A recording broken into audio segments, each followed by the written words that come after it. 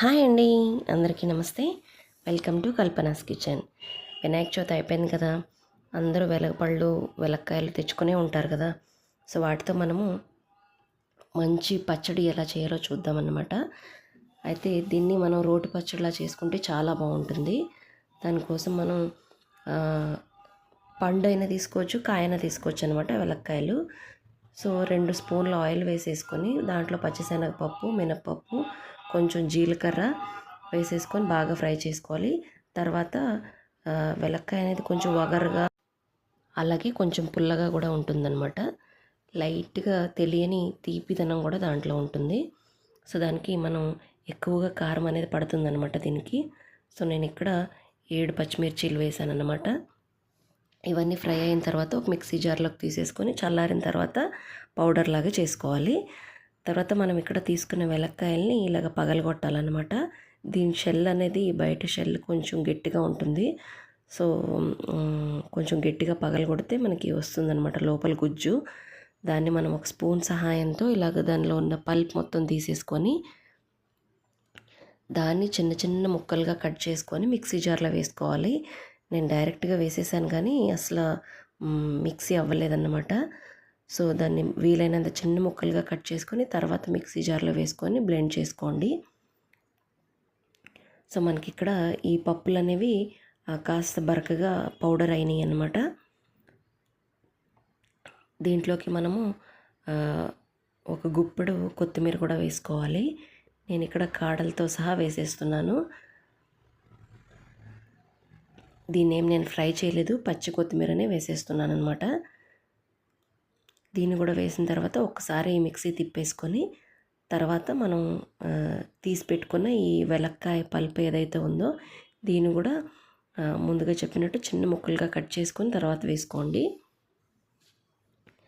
కొంచెం కొంచెం water add చేసుకుంటూ మనకి బాగా ఫైన్ పేస్ట్ లాగా అవ్వాలన్నమాట. దీంట్లో ఉండే వగరు వల్ల చాలామంది గొంతుకు పట్టేస్తుందని అనుకుంటూ ఉంటారు.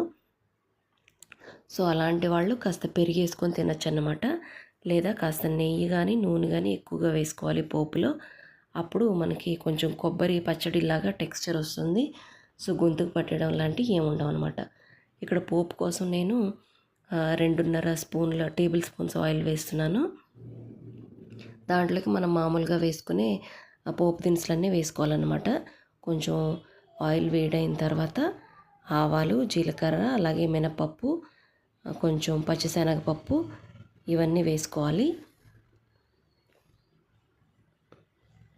ఇవన్నీ వేసుకున్న తర్వాత బాగా ఫ్రై చేసుకోవాలి. అలాగే ఒక 2 లేదా 3 ఎండుమిర్చీలు కూడా వేసుకోవాలి. లాస్ట్లో కొంచెం కరివేపాకు కూడా వేసేసుకొని పోపు కాస్త వేడిగా ఉన్నప్పుడే మనము రుబ్బు పెట్టుకున్న పచ్చడి మొత్తాన్ని కూడా ఈ పోపులో వేసేసుకొని కలిపేసుకోవాలన్నమాట. చాలా సింపుల్గానే అయిపోతుంది ఈ పచ్చడి. వెలక్కాయ తినడం వల్ల మనకి నోట్లో ఉండే బ్యాక్టీరియా చచ్చిపోతుందని చెప్తూ ఉంటారు. అలాగే నోట్లో వచ్చే దుర్వాసన కూడా పోతుందని చెప్తూ ఉంటారు. ఎప్పుడో సంవత్సరానికి ఒకసారి మనం మాత్రమే వెలక్కాయలు తెచ్చుకుంటూ ఉంటాం కదా. తప్పకుండా ఇలా పచ్చడి చేసుకొని యూజ్ చేసుకోండి. ఒకసారి ఇలాగా పచ్చడి ట్రై చేసి టేస్ట్ చూడండి. వీడియో నచ్చితే కనుక తప్పకుండా లైక్ చేయండి, మీ ఫ్రెండ్స్ అందరికీ షేర్ చేయండి. అలాగే మన ఛానల్ని కొత్తగా చూసేవాళ్ళు ఎవరైనా ఉంటే సబ్స్క్రైబ్ చేసుకోండి. ఇలా వేడి వేడి అన్నంలో ఈ వెలక్కాయ పచ్చడి వేసుకొని కాస్త నెయ్యి వేసుకొని తింటే చాలా బాగుంటుంది. చిన్నపిల్లలకి పెట్టేటట్టయితే కాస్త పెరిగేసి పెట్టండి, అది కూడా చాలా బాగుంటుంది. వెలక్కాయతో పెరుగు పచ్చడి కూడా చేసుకుంటూ ఉంటారు. ఆ రెసిపీని మనం ఇంకొకసారి చూద్దాము. ఈ పచ్చడి అయితే చాలా సింపుల్గా చాలా బాగుంటుంది. కొత్తిమీర ఎక్కువగానే వేసుకోవాలి, చాలా బాగుంటుంది అన్నమాట. Thank you for watching.